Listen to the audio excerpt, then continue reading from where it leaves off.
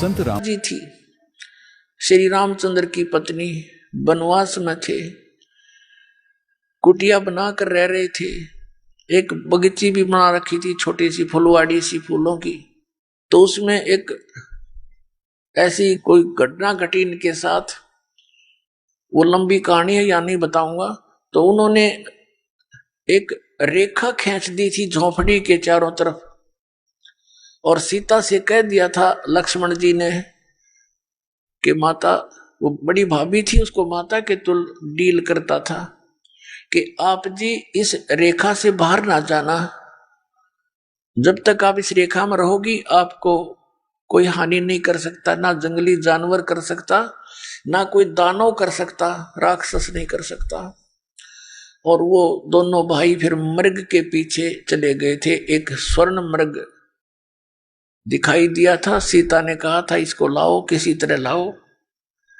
अब दोनों भाई चले गए उस सीता के कहने से। पीछे से रावण, लंका का राजा, एक साधु वेश बना के वहां आया, सीता को उठाने के उद्देश्य से, अपहरण करने के उद्देश्य से। और जो ही वो निकट गया, उसने कहा कि माई भिक्षा देना। तो सीता ने कहा आ जाओ महाराज, कुटिया के निकट आकर ले जाओ। वो जो ही आगे को बढ़ा, रेखा के निकट आते उसमें से अग्नि की लपट निकली। 10 कदम पीछे रावण भाग कर गिरा और कहा कि तुम साधु संतों के साथ ऐसा व्यवहार करते हो, भिक्षा देनी है तो बाहर आकर दे दे। अब सीता ने अपनी जीव सोच से सोचा था कि फर्क पड़े है, साधु है, अभी दे आती हूं भिक्षा, अभी आ जाती हूं वापस। अब वह भिक्षा लेकर बाहर को चली, रेखा पार कर गई, और जो ही भिक्षा डालने लगी उसने बाजू पकड़ ली यहीं से और गेर ली कंधे पे, जा पिटकी 9 लखा बाग में। उसकी जरा सी लगी, क्या फर्क पड़े, और के नाश करा दिया उसने। वो मूर्ख थे तो ये कह कर गए थे इससे बाहर मत जाना, तेरे को हानि हो जाएगी। और फिर कितना नाश कराया, करोड़ों व्यक्ति मारे गए, तब उसको छुटवा के लाए। तो पुण्यात्मा, ऐसे ये मर्यादाएं हैं। ये लक्ष्मण जैसी रेखा समझ लेना जो मालिक ने बता रखी है। आन उपासना नहीं करनी, बीड़ी शराब मांस तंबाकू छूना भी नहीं है, किसी और देव पर आसक्त नहीं होना, हमने पतिव्रता पद पर आना है। जैसे जो पतिव्रता पति से राती, आन पुरुष नहीं भावे, बस पीहर में सुरत परितम में, ऐसे ध्यान लगावे। पतिव्रता पत्नी अपने पति के अतिरिक्त किसी भी पुरुष से, वो किसी प्रकार का भी, उसको कोई वस्तु वांछित नहीं होती। कहने का भाव यह है, चाहे कोई सोने का स्वर्ण का बन करके पुरुष खड़ा हो जा, उसमें उसका पति वाला भाव नहीं हो सकता। तो ऐसे ही हम अपने कबीर परमात्मा और पूर्ण परमात्मा कबीर साहिब जी के अतिरिक्त किसी भी देव से, किसी भी अन्य देवता से, भगवान से हम कोई भी वस्तु नहीं मांगे। यदि उनकी तरफ जरा सा भी ध्यान हमारा गया कि ये इससे अर्ज करो मुझे ये वस्तु दे दे, तो हम पतिव्रता पद से गिर गए। क्योंकि जो परमात्मा ने साधना बताई है उससे ये अपने आप देंगे। कैसे देंगे? एक कैसा दे सब सदे, सब साधे सब जावे, माली सींचे मूल को, फले फूले अगाए। एक कैसा दे सब सदे, और सब साधे सब जावे। और माली यानी बुद्धिमान व्यक्ति, माली का अर्थ है जो बाग के पूरे प्रोसेस से परिचित होता है, उसको समझदार व्यक्ति यानी अपने जॉब का मास्टर। तो माली सींचे मूल को, माली सींचे मूल को, फले फूले अगाए। तो पुण्यात्माओं, आज जो प्रसंग चल रहा था पहले उसको पूरा करते हैं कि जैसे ये सभी काल के पंथ हैं और ये नाम सभी काल के देते हैं। पांचों नाम जैसा आपको घटरामायण में दिखाया था, पांचों नाम काल के जानो, पांच नाम जीव जब भाखा, और छठवां नाम गुप्त कर रखा। इन दोनों छठवा नाम भी कोई नहीं। और फिर नीचे बता है कि आदि नाम और सतनाम। आदि नाम ले काल गिराऊं, सत नाम ले जीव उभारी, अस चल जाऊं पुरुष दरबारी। सतनाम ये 2 अक्षर का मंत्र है, जिसमें एक ओम है, एक तत् है। श्रीमद् भगवद गीता अध्याय नंबर 17 के श्लोक नंबर 23 में लिखा है, ओम तत्सत इति निर्देश ब्रह्मण त्रिविद समर्थ है। ब्रह्मणे माने सच्चिदानंद घन ब्रह्म के पाणी का। एक ओम तत्सत केवल यही मंत्र है, नथिंग एल्स। पूरी श्रीमद् भगवद गीता के अंदर केवल 2 स्थानों पर नाम के विषय में जानकारी है। एक तो 8वें अध्याय के 13वें श्लोक में, वो तो गीता ज्ञानदाता ये ब्रह्म है, श्री कृष्ण जी में बोल रहा है। वो कह रहा है कि ओम इति एकाक्षरम ब्रह्म व्यवहारण माम अनुसमरण ये प्रियाति तजंदेहम सयाति परमाम गति। मुझ ब्रह्म का केवल एक ओम मंत्र है, ओम अक्षर, नथिंग एल्स। और जो इसको अंतिम श्वास तक भक्ति करता हुआ शरीर छोड़कर जाता है तो उससे परम गति को प्राप्त होता है। कौन सी परम गति? जो ओम से परम गति हो सकती है। ओम से कौन सी गति होती है? ब्रह्मलोक प्राप्ति होती है। ब्रह्मलोक में गए हुए प्राणी भी वापस आते हैं, 8वें अध्याय के 16वें श्लोक में लिखा है। और गीता ज्ञानदाता 2 अध्याय के 12वें श्लोक में, 4 अध्याय के 5वें और 9वें श्लोक में, 10वें अध्याय के 2 श्लोक में गीता जी में कहता है, अर्जुन तेरे और मेरे बहुत जन्म हो चुके हैं, तू नहीं जानता मैं जानता हूं। तो इसी सिद्ध है कि ब्रह्म का मंत्र का जाप करने वाले भी जन्म मृत्यु के दीर्घ रोग में ही ग्रस्त रहते हैं। फिर 17वें अध्याय के 23वें श्लोक में बताया कि वो सच्चिदानंद घन ब्रह्म की साधना। कौन से सच्चिदानंद घन ब्रह्म? 8वें अध्याय के प्रथम मंत्र में अर्जुन ने पूछा कि हे प्रभु, आपने 7वें अध्याय के 29वें श्लोक में जिस तत्ब्रह्म के बारे में कहा है कि उस तत्ब्रह्म को जानकर, सारे अध्यात्म ज्ञान को जानकर और सभी कर्मों से परिचित व्यक्ति केवल जरा और मरण से छूटने का ही प्रयत्न करता है। जरा माने बुढ़ापा और मरण माने मृत्यु। तो 8वें अध्याय के प्रथम श्लोक में पूछा, फिर किम तत्ब्रह्म? वो तत्ब्रह्म क्या है, अध्यात्म क्या है और ये कर्म क्या है? 8वें अध्याय के 3 श्लोक में गीता ज्ञानदाता ने कहा वो परम अक्षर ब्रह्म है। वो गीता ज्ञानदाता से अन्य है। और 4 अध्याय के 32 और 34 श्लोक का ये निष्कर्ष है कि बताया है कि जो धार्मिक अनुष्ठानों की जानकारी है वो सच्चिदानंद घन ब्रह्म की वाणी में विस्तार से कही गई है। ब्रह्मणे मुखे शब्द है मूल पाठ के अंदर 4 अध्याय के 32वें श्लोक में। तो मूल पाठ में है ब्रह्मणे मुखे। इन्होंने अनुवाद गलत कर दिया, वहां पर गीता अनुवादकर्ताओं ने वेद की वाणी कर दिया।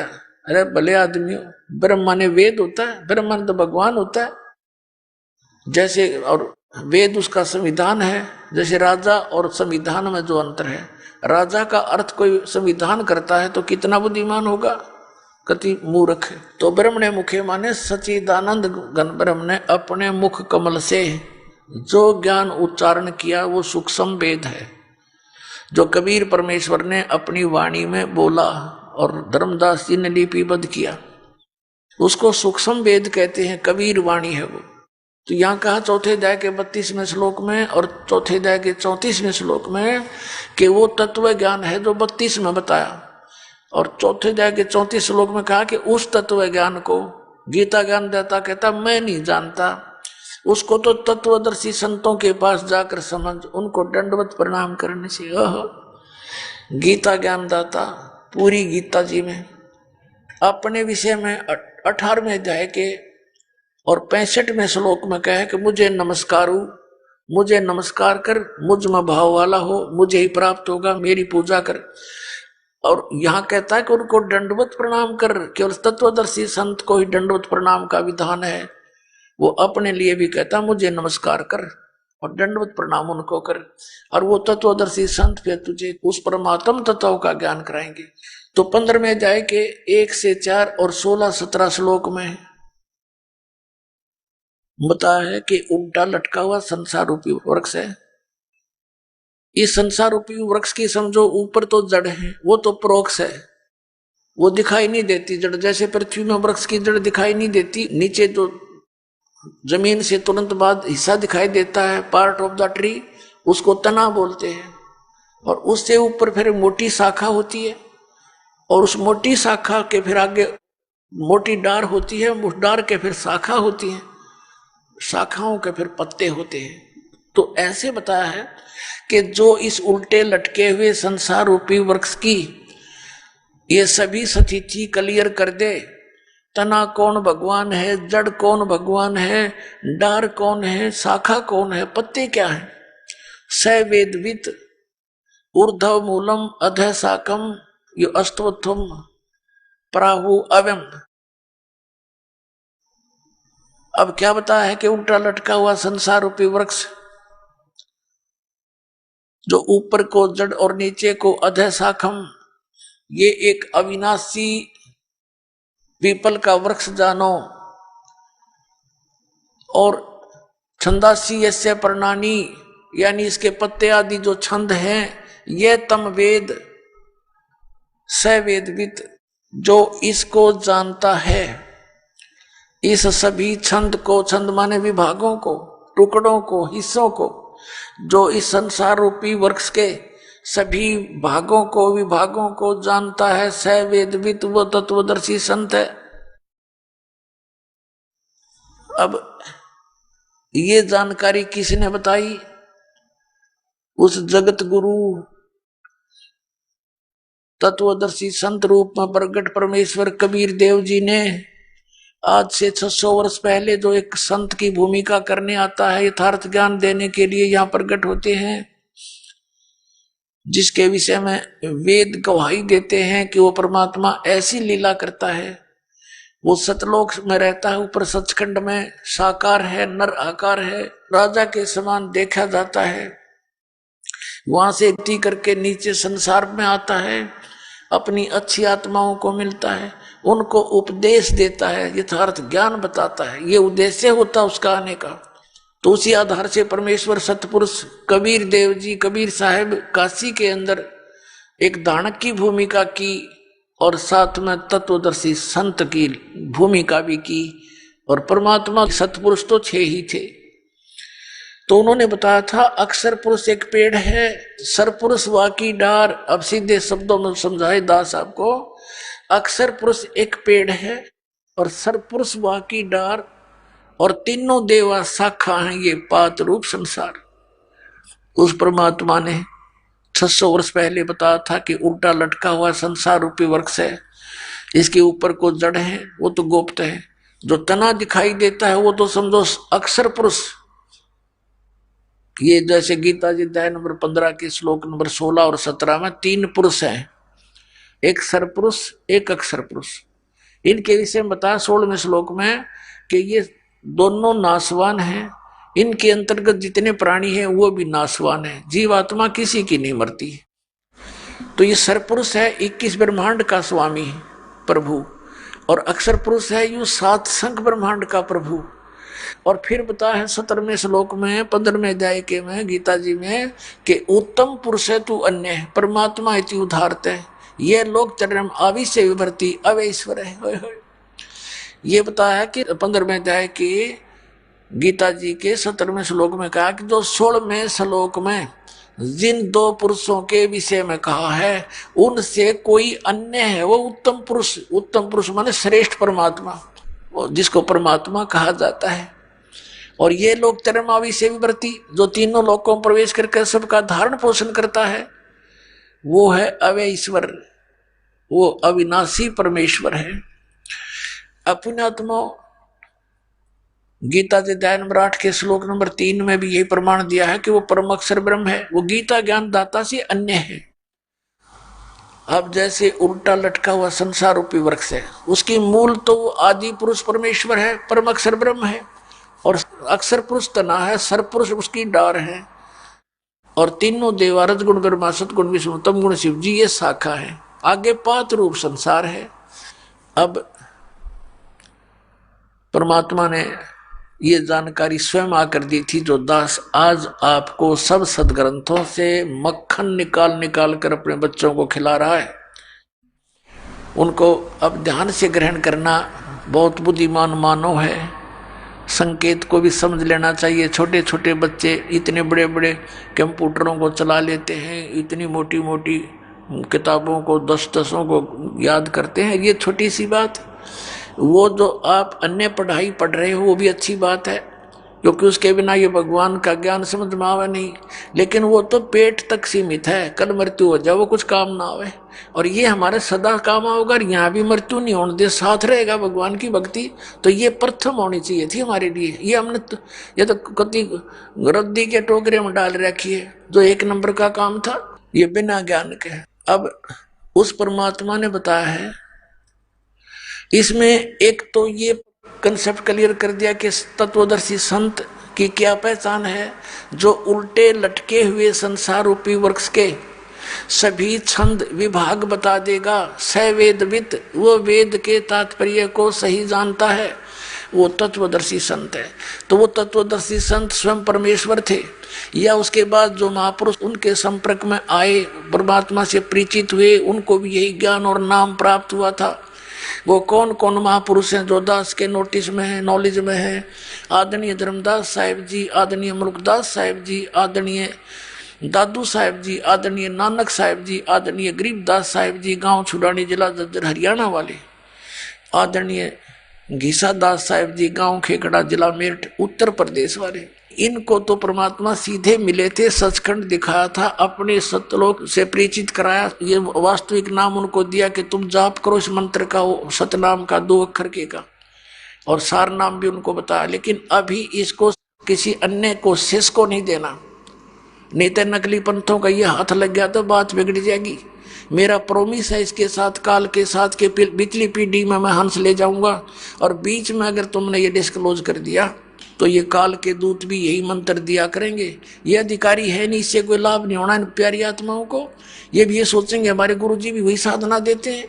अन अधिकारी से प्राप्त मंत्र का लाभ जाप करने से भी यूजलेस है, कोई लाभ नहीं होगा। जैसे कोई ड्राइविंग लाइसेंस ले लो, एक छोटी सी बात है, ये चालक परिणाम पत्र, ये भी अगर डुप्लीकेट हो ना, जो पकड़ा जाएगा, किसी दिन दुर्घटना हो जा इत्तेफाक से, फिर वहां चेक होगा कि डुप्लीकेट लाइसेंस था, सीधी सजा है उसकी, डबल सजा। तो इसी प्रकार इन नकलियों से डुप्लीकेट लाइसेंस भी अगर बनवा लिया जाए, यानी नाम ले लिया, तो भी अनधिकारी होने से फिर आगे मार पड़ती है इनके ऊपर। तो इसलिए उनको कह दिया था भी जिक्र नहीं करना। तो या तो परमात्मा आए थे 600 वर्ष पहले, और या इस दास को अलाउड कर दिया कि इसको सार्वजनिक करो, और ये दास भेज दिया तत्वदर्शी संत बनाकर उस परम पिता कबीर भगवान ने। अब इस दास पर रहम किया परमात्मा ने आपके लिए कि अब खोल दे सारे पिटारे को, खजाना खोल दे मेरे बच्चों के सामने। कल आपने सामने पढ़ा कि सभी पूरी सृष्टि परवानिक हुई, पूरी सृष्टि का मानव इस सतनाम को ग्रहण करेगा, इसके पास कोई विकल्प नजर नहीं आओगा इस ज्ञान के आधार से, और सभी पार होएंगे, सभी सतलोक जाएंगे। इसलिए इंतजार किया, आए हैं सो जाएंगे राजा रंग फकीर, एक सिंहासन चढ़ चले एक जूड़े जा जंजीर। जो भक्ति सत नहीं करते हैं तो डुप्लीकेट संतों के पास करते हैं, वो तो बुरी दुर्गति होकर मरेंगे। और आप जी ऐसे जाओगे जब मृत्यु होगी, आपको नहीं पता मर गए, आपके साथ सभी भगत दिखाई देंगे, एक स्वप्न सा होगा, और जहाज में बैठ कर जा रहे होगे, और सतलोक में जाकर आपको पता लगेगा हम यहाँ आ गए। क्योंकि परमात्मा वो काल के सब दावों को समझता है कि इनको यदि थोड़ी सी भी मृत्यु के समय अपने घर की परिवार की याद रहेगी तो उल्टा जन्म लेना पड़ेगा। ये विधान है यहाँ का, जहाँ आशा ताम बासा हुई। इसलिए परमात्मा एक तो ज्ञान से आपको परिपूर्ण कर देगा कि सपने में भी यहाँ की किसी वस्तु की इच्छा मत करना, क्योंकि आपकी मृत्यु होनी डेफिनेट है। ये तो सब ना पता है, तो यूनिवर्सल ट्रूथ है। और जब आपकी मृत्यु होगी तो आपका जन्म इस घर में तो हो नहीं सकता, और हो गया तो अन्य रूप में होगा। फिर आपको यहाँ मिलेगा क्या? मान लो पशु बन गया, पक्षी बन गया, तो उन्हें जूते खाने हैं। तो अब अपने बच्चों का करके परवरिश, इनको नाम पर लाओ, ये भी भगवान हवाला हो, ये भी इनकी रक्षक आप होगा परमात्मा। हम रक्षा कितनी कर सकते हैं अपने बच्चों की? बच्चा स्कूल में गया है, हम घर बैठे, हम क्या रक्षा करेंगे उनकी? रास्ते में दुर्घटना हो जाए, कोई और भी अटैक हो जाए बीमारी का, तो वो मालिक से जोड़ देने से वो परमात्मा अपने बच्चे के ऊपर कवच डाल देता है, कवच। तो जिस कार्य को जीव नहीं कर सकता पीव किया करते हैं, तो हम पीव की शरण लेंगे सब। तो फिर अपना या मन से हटा ले कति के भगवान सपने में भी ना दोबारा जन्म हो जाए ऐसे गंदे लोक में। अब पुणात्मा हम फिर उसी प्रसंग पर आते हैं। इसमें ये पहचान भी बताई है परमात्मा ने। अब इस दास को दिया हुआ ज्ञान 600 वर्ष पहले अपनी अमृतवाणी में लिखा हुआ था, और परमात्मा ने कहा था धर्मदास तो लाख दुहाई, ये मूल ज्ञानी बकित बार न जाई। मूल ज्ञान बार जो पढ़ी बिचली पीढ़ी हंसनी तरही, और इस मूल ज्ञान को तब तक छुपाई जब तक ये द्वादश पंथ ना मिट जाई। अब ये सारे पंथ मुरझा जाएंगे, ये कति खत्म हो जाएंगे। राधा स्वामी, धन धन सतगुरु, जय गुरुदेव पंथ, ब्रह्मा कुमारी और ये निरंकारी, ये सारे देखना, सतपाल का पंथ, ये सुधांशु का पंथ, ये ब्रह्मा विष्णु महेश को ये सर्वशक्तिमान बताते हैं, आसाराम जैसे ये बेकार दुनिया को। अब ये कति खत्म हो जाएंगे। कैसे होंगे?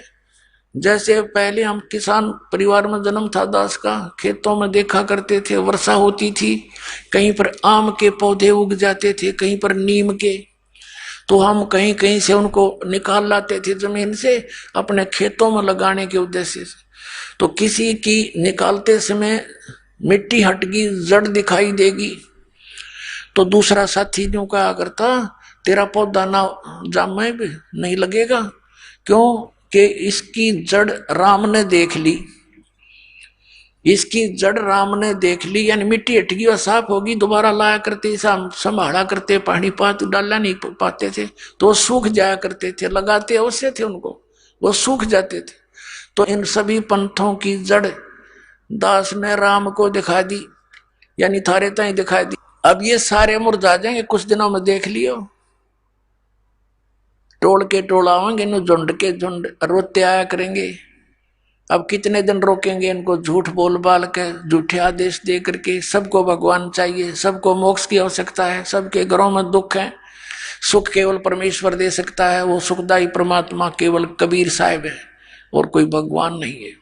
अब प्रसंग चल रहा है कि इसमें एक पहचान बताई है कि उल्टे लटके संसार रूपी वृक्ष के सभी भाग बता देगा, वो तत्वदर्शी संत है। फिर 15वें अध्याय के 4थे श्लोक में कहा कि तत्वदर्शी संत की प्राप्ति के उपरांत परमेश्वर के उस परम पद की खोज करनी चाहिए, जहां जाने के बाद साधक फिर लौटकर कभी संसार में नहीं आता। ये है वो पूर्ण मोक्ष, और उसी की भक्ति करो, और की नहीं। गीता ज्ञानदाता स्वयं कहता अपनी भक्ति को भी रिजेक्ट करता है कि उसी की साधना करो। फिर 15वें अध्याय के 17वें श्लोक में बताया कि उत्तम पुरुष तो अन्य है, जो 16वें श्लोक में सर्व पुरुष और अक्षर पुरुष के विषय में जानकारी है, उनसे भी अन्य है वो परमात्मा, और उस तीनों लोकों में प्रवेश करके सबका धारण पोषण करता है।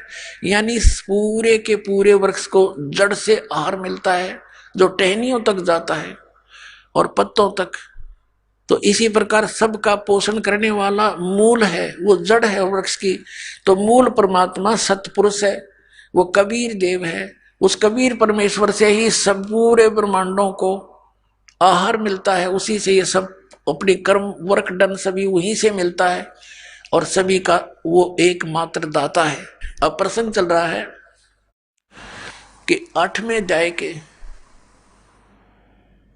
एक में अर्जुन ने प्रश्न किया, उसका उत्तर दिया 8वें अध्याय के 3रे श्लोक में। अर्जुन ने पूछा किम तत्ब्रह्म, जो आपने 7वें अध्याय के 29वें श्लोक में बताया गीता में कि उस तत्ब्रह्म को जानकर केवल प्राणी जरा मरण से ही छूटने का प्रयत्न करता, यहाँ की किसी वस्तु में इच्छा नहीं रखता। वो किम तत्ब्रह्म 8वें अध्याय के 3रे श्लोक में कहा है कि वो परम अक्षर ब्रह्म है। अब 15वें अध्याय के 17वें श्लोक में वो ब्रह्म की तरफ कहा है। 8वें अध्याय के 13वें श्लोक में गीता ज्ञानदाता कहता मेरा तो केवल एक ओम अक्षर है, नथिंग एल्स। फिर 17वें अध्याय के 23वें श्लोक में बताया है कि उस परम अक्षर ब्रह्म के पाने का ओम तत्सत इति निर्देश ब्रह्मण त्रिविध समर्थ है। उस सच्चिदानंद घन ब्रह्म यानी परम अक्षर ब्रह्म की साधना का, उसके पाने का ये ओम तत्सत केवल यही मंत्र है, नथिंग एल्स।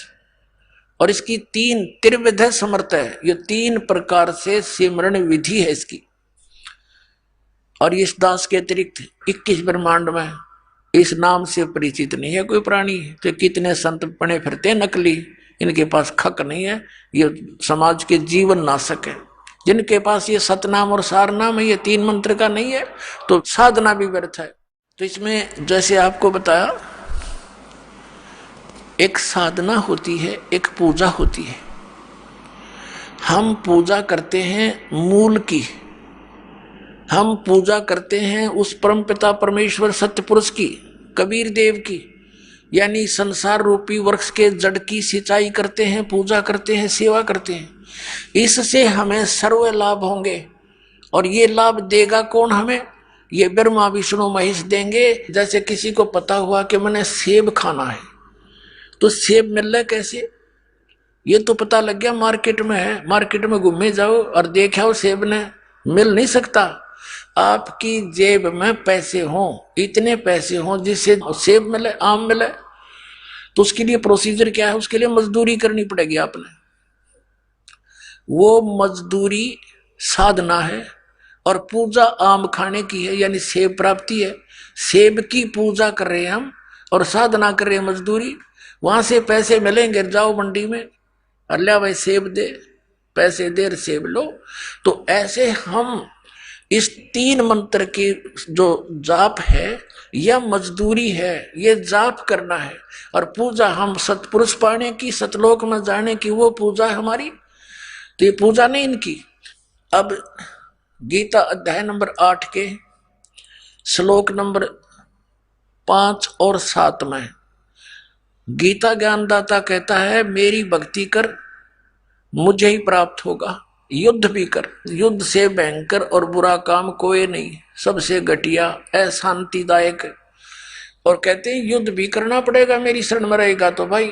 और मेरा ओम नाम है, 8वें अध्याय के 13वें श्लोक में बता दिया। और मेरे ही पास रहेगा तो मेरी साधना कर, मुझे प्राप्त होगा। युद्ध तो करना पड़ेगा, शांति नहीं।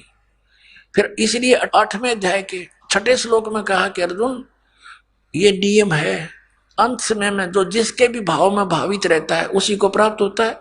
इसी सूक्ष्म वेद में परमेश्वर ने कहा कि जहां आशा ता बासा होई, और मन कर्म वचन सुमरियो सोई। अब जैसे ब्रह्म आस्था रहेगी तो ब्रह्म के पास चले जाएंगे, देवताओं में आस्था रहेगी तो देवताओं के पास चले जाओगे, भूतों में आस्था पूजा करी तो भूतों के पास पहुंच जाओगे। तो ऐसे बताया है। फिर बताया है 8वें अध्याय के 8, 9, 10 श्लोक में कि उस परम अक्षर ब्रह्म की साधना करेगा तो उसको प्राप्त होगा। उस भक्ति की शक्ति से उस परम दिव्य पुरुष यानी परम अक्षर ब्रह्म सतपुरुष को प्राप्त होगा। उसके नाम की साधना करने से, वो नाम बता दिया 17वें अध्याय के 23वें श्लोक में, उसके पाने का तयु ओम भी उसके अंदर इंक्लूड है, मेरे वाला भी। ये साधना है उसके पाने की, या मजदूरी है उस आम के खाने की। ये पूजा नहीं है, इन मंत्रों की पूजा नहीं करे, ये तो हमारी मजदूरी है। ये तो बोकी और पाइप है, जिस दिन ठोक ठोक का पानी तक पहुंचावांगे और हैंड पंप लगा कर अपना पानी पीवाएंगे। ये तो विधि है इसको पाने की। अब ये है वो तरीका परमेश्वर के पाने का, उस जल पानी नीर को पाने का, अकाल मूर्त सब स्वरूपी राम को पाने का। अब प्रसंग ये भी चला था कि हम एक सह परिवार में रह रहे हैं, ये हमारी ज्वाइंट फैमिली है, और इसमें हम सबका आदर सत्कार करेंगे, लेकिन पूजा अपने पति की करेंगे।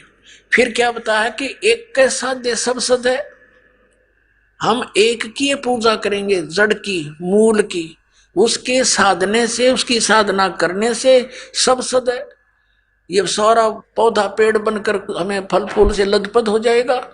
जैसे आप आम का पौधा लाए नर्सरी से, उसको कैसे बीजोगे? गड्ढा बनाओ जमीन में और उसकी जड़ को जमीन में गाड़ो, और फिर उस जड़ की पूजा शुरू करो, सिंचाई शुरू कर दो, तो धीरे धीरे धीरे धीरे पौधा पेड़ बन जाएगा। और पेड़ के फिर बताई परमात्मा ने कि अक्षर पुरुष एक पेड़ है, तना जो बाहर दिखाई देता वो पूरा वृक्ष है। अक्षर पुरुष एक पेड़ है, निरंजन वा की डार यानी सर पुरुष वा की डार, और तीनों देवा शाखा है ये पांच रूप संसार। ये देखिएगा गीता जी अध्याय नंबर 15 का श्लोक नंबर 1 से 4 और 16-17 का एक निर्णायक ज्ञान है जो इस चित्र से आसानी से समझ में आएगा, आपको आसानी से समझ में आएगा आपके। अब देखिएगा ये है पूरा संसार रूपी वृक्ष, और ये जो जमीन से बाहर दिखाई देता है ये समझो आपने पेड़ दिखाई दे रहा है, तो अक्षर पुरुष ये परब्रह्म कहलाता है। ये तो समझो तना है, और ये सरपुरुष वा की डार ज्योति निरंजन जिसे कहते हैं, सरपुरुष वा की डार, और तीनों देवा शाखा हैं। ये तीनों देवा शाखा हैं, ये पांच रूप संसार है।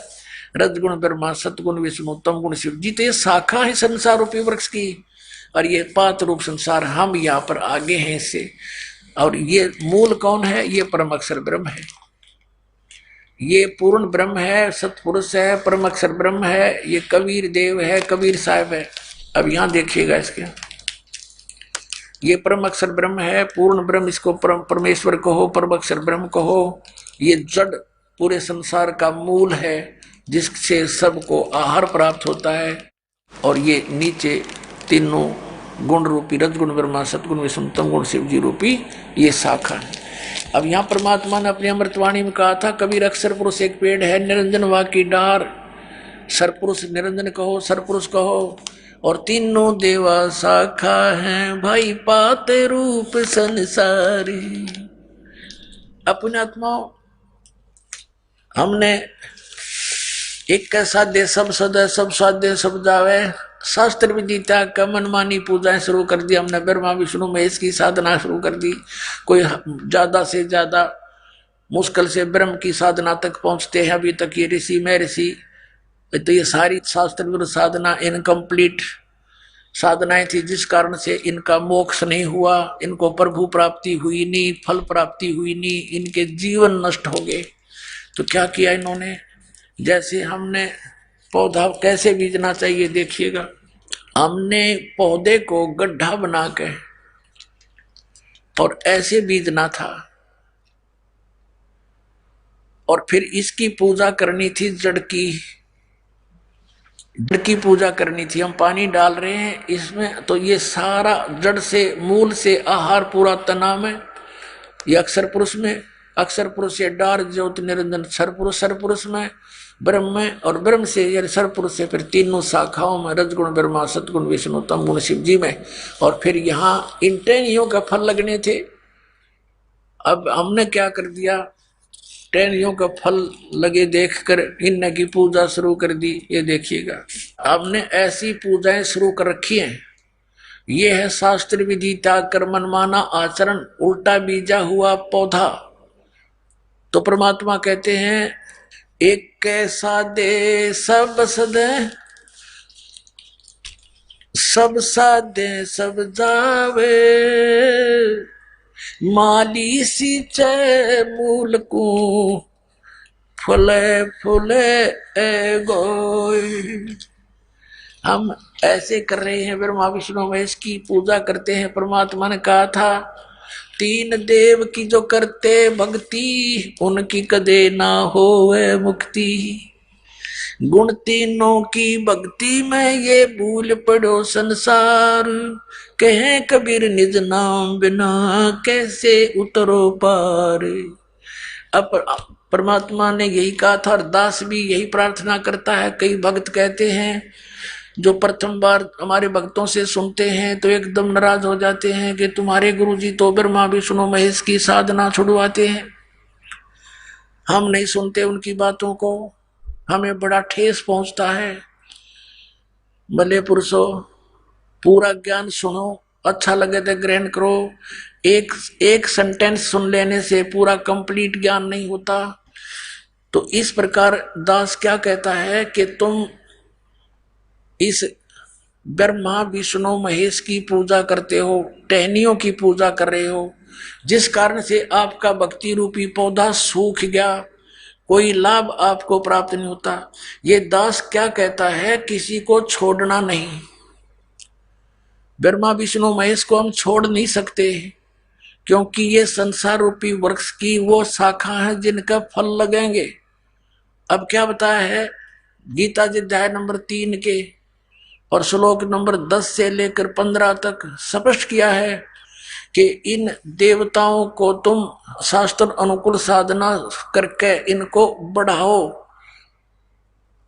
और यज्ञ धार्मिक अनुष्ठान करो।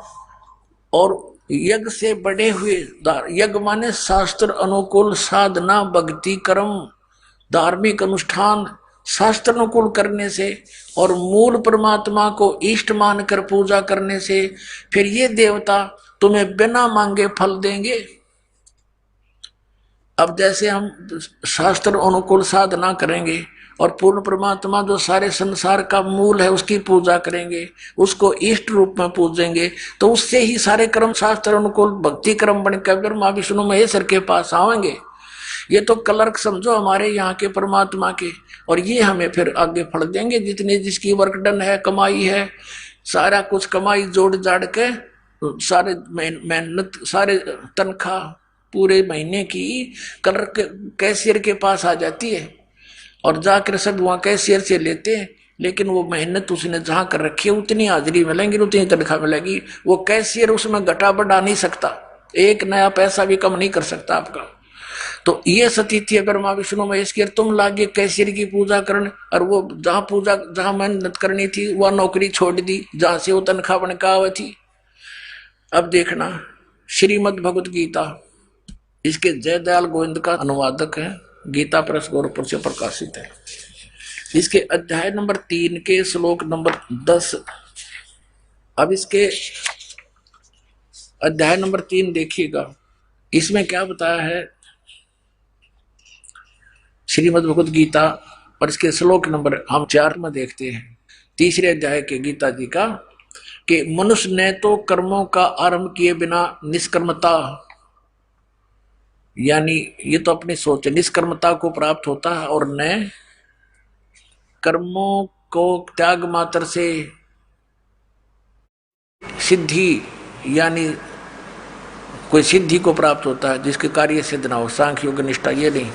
5वें में क्या कहा है कि निसंदेह कोई भी मनुष्य किसी भी काल में क्षण मात्र भी बिना कर्म किए नहीं रहता, क्योंकि सारा मनुष्य समुदाय प्रकृति जनित गुणों द्वारा परवश हुआ कर्म करने के लिए बाध्य किया जाता है।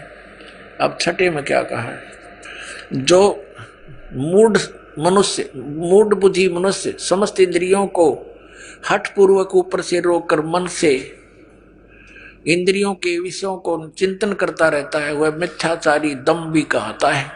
यानी जो एक स्थान पर बैठकर हठ योग करता 2.5 घंटे सुबह 2.5 घंटे शाम ने, कहते वो बकवाद कर रहा है, वो तो अपने पता नहीं क्या सोचा है।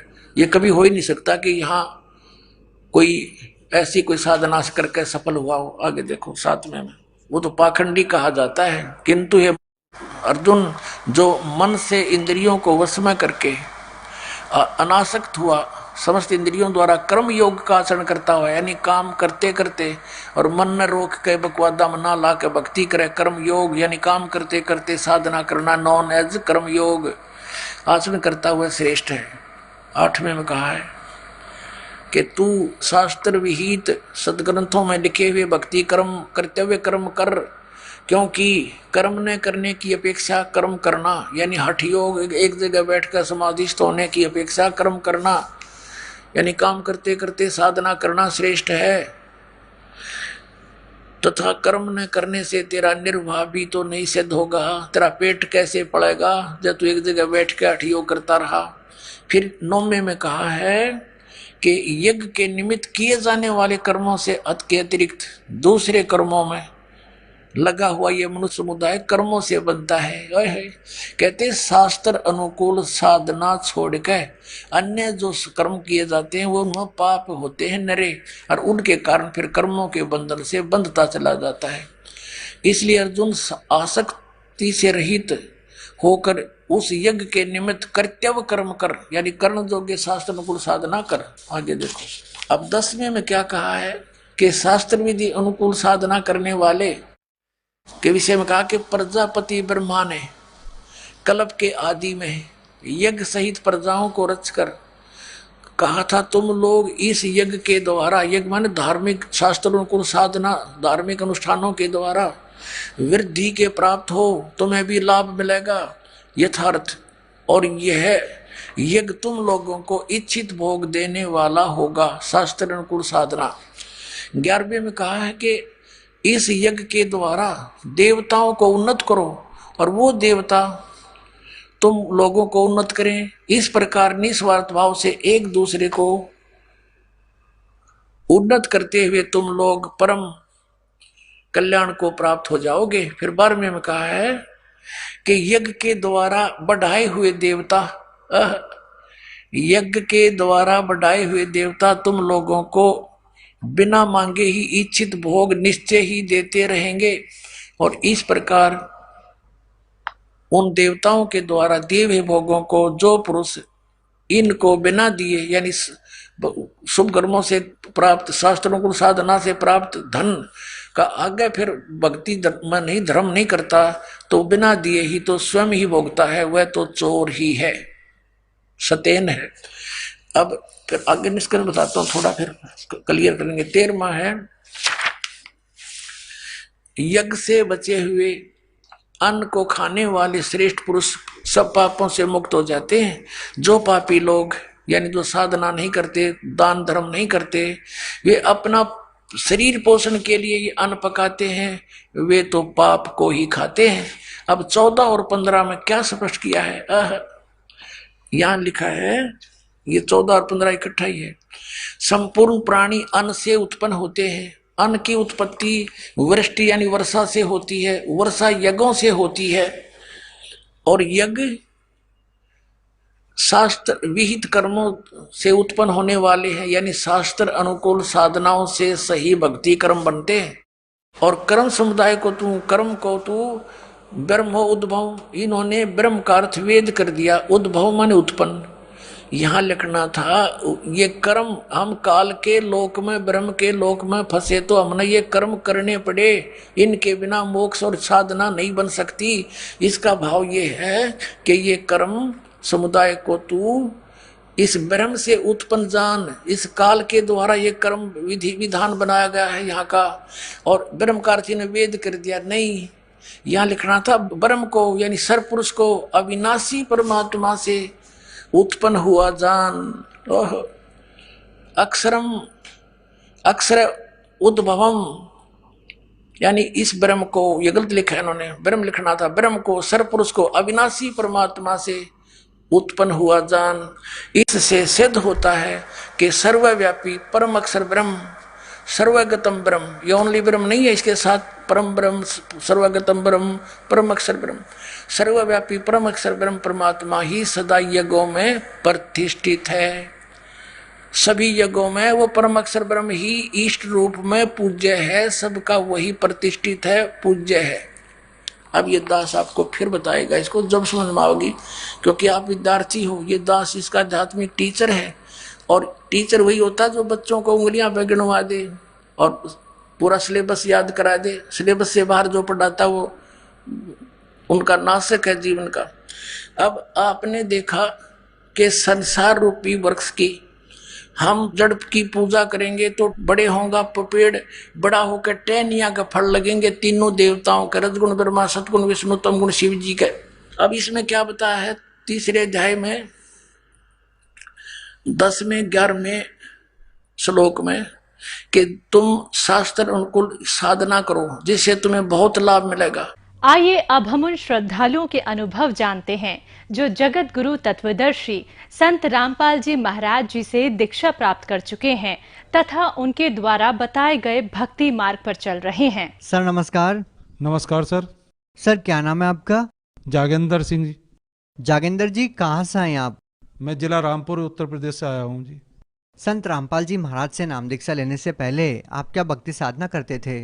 मैं सर जी जो है राधा स्वामी मत में था।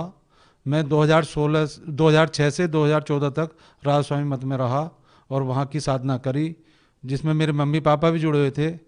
तो उनके देखा देखी वो मुझे बुला के ले जाते थे सत्संग के लिए, मैं जाता रहा। आपने राधा स्वामी पंथ में किस संत से नाम उपदेश ले रखा था? जो मौजूदा गुरु हैं, इस टाइम व्यास गद्दी पे बैठे हुए हैं, गुरविंदर सिंह जी, इनसे नाम दीक्षा ली थी।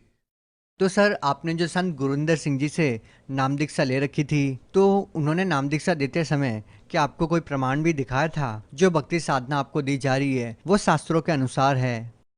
नहीं, ये कोई प्रमाण नहीं दिखाया, बस उन्होंने नियम बताए थे। पर्ची कटती थी वहाँ पे, तो आपने शराब कब से नहीं पी है, नशा कब से नहीं किया है, आप कोई चोरी ठगी तो नहीं करते थे। लेकिन यही बातें बताई, उन्होंने पूछी थी, वो हमने जो है उसमें झूठ बोला, लेकिन हम नशा करते थे। लेकिन उन्होंने इस बारे में और कुछ हमसे ज़्यादा जानकारी नहीं ली, हमारी झूठ बोल कर पर्ची कट गई, हमने नाम दीक्षा मिल गई। तो सर, क्या संत गुरविंदर सिंह जी से नाम दीक्षा लेने के बाद आपका जो नशा था क्या वो छूट गया? बाद में जो है हमारा नशा फिर भी नहीं छूटा वहाँ से, क्योंकि हम तम्बाकू और गुटखे का सेवन करते थे। तो शराब तो हम पहले भी नहीं पीते थे, लेकिन तम्बाकू और गुटखा जो हम खाते थे वो हमारा नहीं छूटा। हम सेवा में भी जाते थे, तब भी हमारा जो तम्बाकू गुटखा जो है वहाँ पर छोड़ दिया 2-4 दिन के लिए। लेकिन वहाँ से निकलने के बाद में स्टेशन पर आए या जो सेवा में से निकले या सत्संग में से निकले, फिर उसे इस्तेमाल करना शुरू कर देते थे जी। तो सर, आपने राधा स्वामी पंथ में रहकर इतने साल से भक्ति की है, आप वहाँ पर सेक्रेटरी के पद पे नियुक्त थे, तो सर आपको क्या लगता है कि जो साधना, जो भक्ति विधि संत गुरविंदर सिंह जी दे रहे हैं और जो आज आपने संत रामपाल जी महाराज जी से नाम दीक्षा ली है, तो सर आपको दोनों साधनाओं में क्या भिन्नता नजर आती है? जो पहले राधा स्वामी मत में जो साधना है गुरविंदर सिंह जी बताते थे, और वो साधना एक तरह से एक लाइन ले ली उन्होंने किसी भी संत की, उस वाणी को बोला पाठी ने, और सत्संग रीडर या गुरविंदर जी महाराज जो अगर सत्संग करते थे तो उस पर आधा घंटा या 15-20 मिनट उसी वाणी पे अपनी तरीके से बताते रहते थे कि इसमें ये बोला है, इसमें ये बोला है, उसमें ये बोला है। लेकिन वो जो है एक वाणी का बस एक ही अर्थ होता है, एक लाइन का, वो शॉर्टकट में भी बता सकते थे, लेकिन जो है वो मेरी समझ में नहीं आया। तो सर, आपने इतने सालों से राधा स्वामी पंथ में रहकर भक्ति की है, तो आपको संत रामपाल जी महाराज जी के बारे में कैसे पता लगा? ये संत रामपाल जी महाराज के एक शिष्य हमारे पास आए जिनका नाम सुखराम जी है। तो उन्होंने आकर हमें जो है बोले, आप जो है बहुत नेक व्यक्ति और भक्त आत्मा लगते हो हमें, आप ये ज्ञान गंगा पुस्तक है, आप इसे पढ़ के देखें। मैंने कहा इसमें क्या चीज़ है जी? तो वो बोले कि ना, आप इसको पढ़ के देखिए, आप जब इसको पढ़ोगे तब आपको इसकी जानकारी मिलेगी।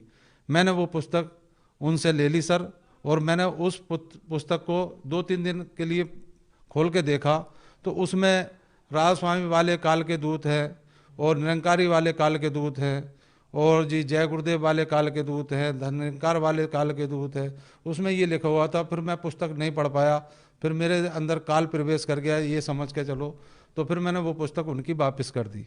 लेकिन वापस करने के बाद में जिस दिन मैंने वापस करी, तो उनके मोबाइल पे एक दूसरे डॉक्टर गंगाराम थे, तो उनके मोबाइल पे संत रामपाल जी महाराज का प्रवचन चल रहा था, सत्संग चल रहा था।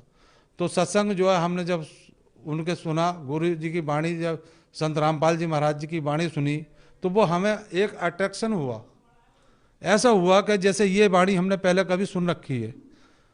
पता नहीं अंदर से एक हिलोर सी उठी कि इस वाणी को सुनना चाहिए।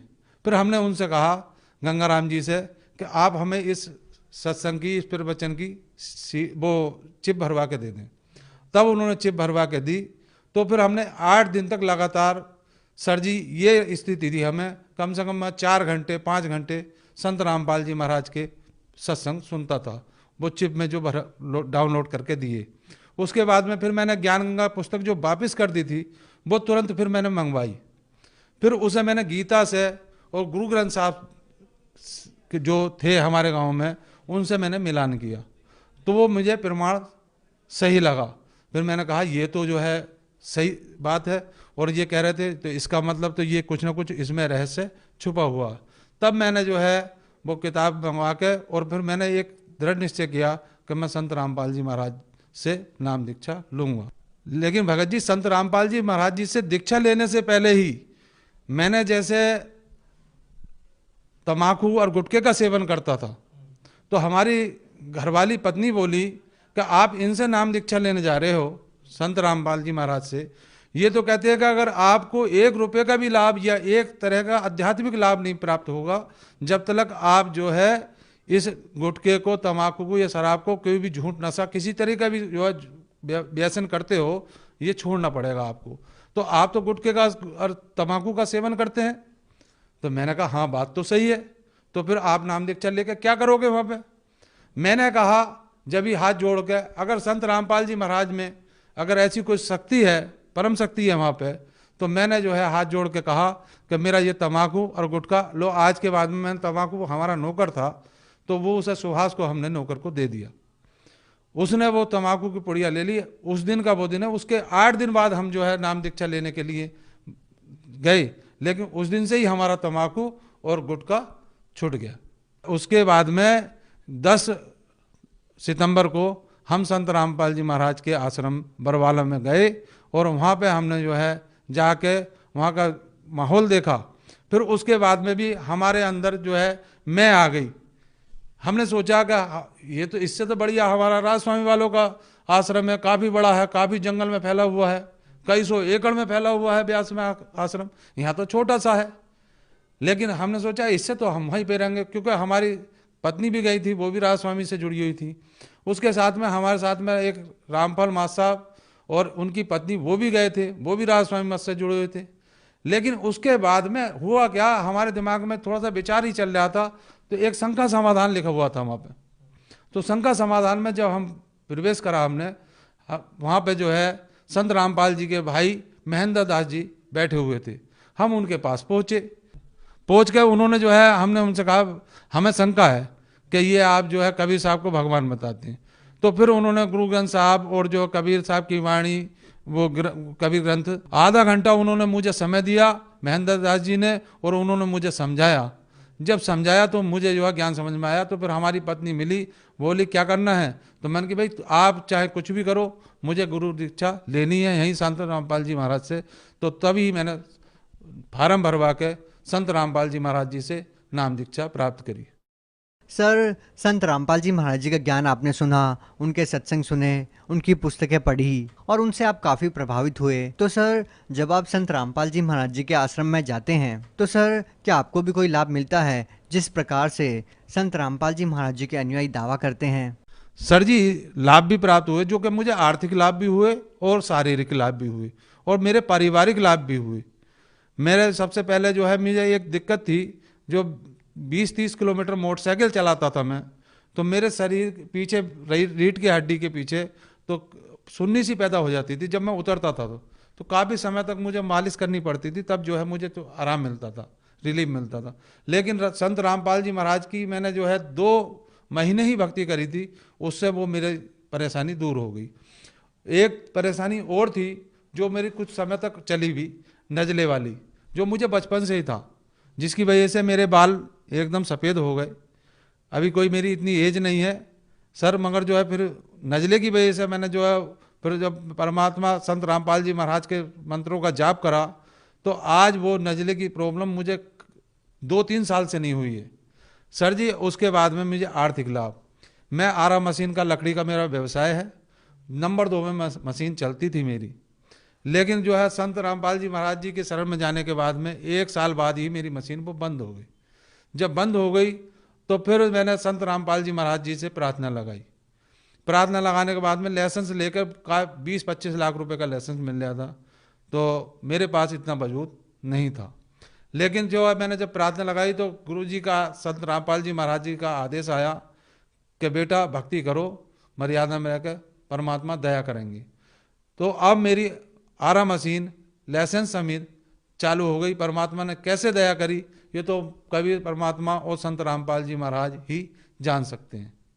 और उसके बाद में मेरा एक भाई था, उसे लीवर, किडनी सब फेल बता दिए थे उसे। मैंने उसे नाम दीक्षा दिलवाई। नाम दीक्षा दिलवाने के बाद में फिर भी उसे थोड़ा सा रिलीफ मिला, तो उसने नाम फिर खंड कर लिया।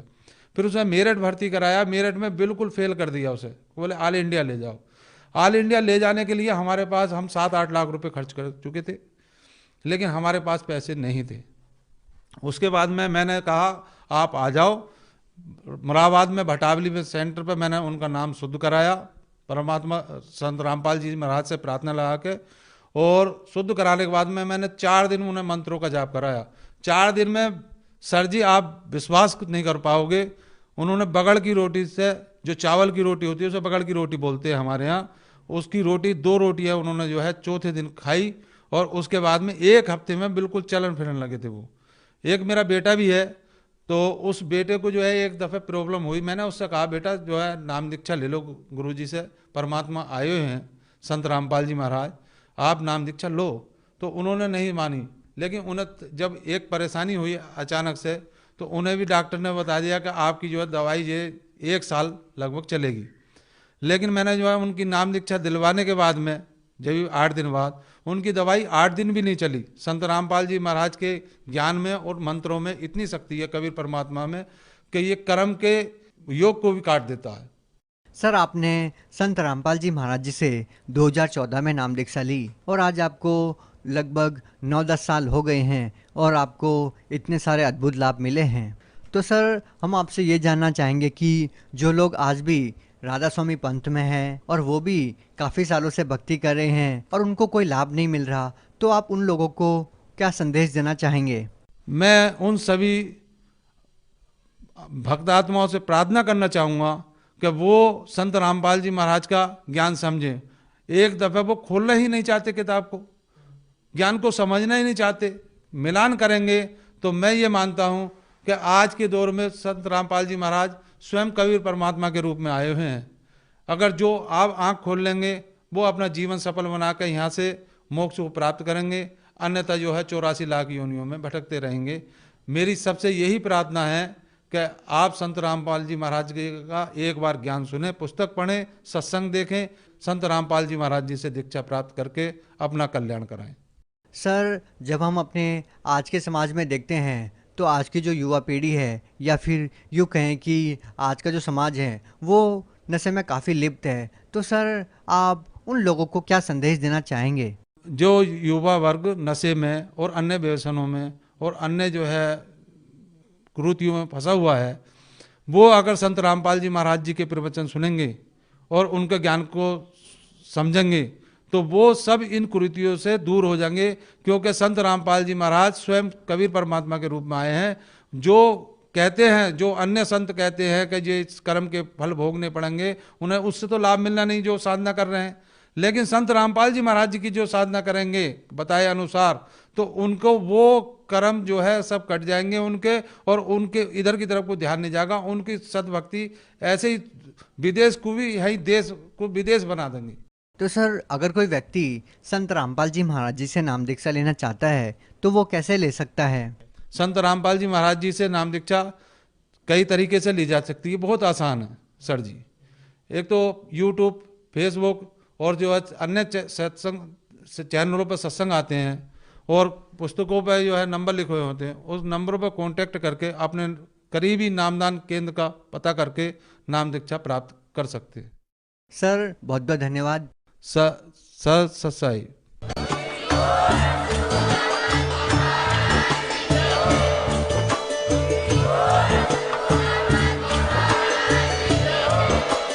आप सुन रहे थे जगत गुरु तत्वदर्शी संत रामपाल जी महाराज जी के मंगल प्रवचन। अधिक जानकारी के लिए विजिट कीजिए हमारी वेबसाइट www.jagatgururampalji.org। संत रामपाल जी महाराज जी के शुभ आशीर्वाद से पूरे विश्व भर में 500 से भी ज्यादा नाम दीक्षा केंद्र हैं, जिन पर संत रामपाल जी महाराज जी द्वारा ऑनलाइन निशुल्क नाम दीक्षा दी जा रही है। अपने नजदीकी नाम दीक्षा केंद्र का पता करने के लिए संपर्क करें 8222880541।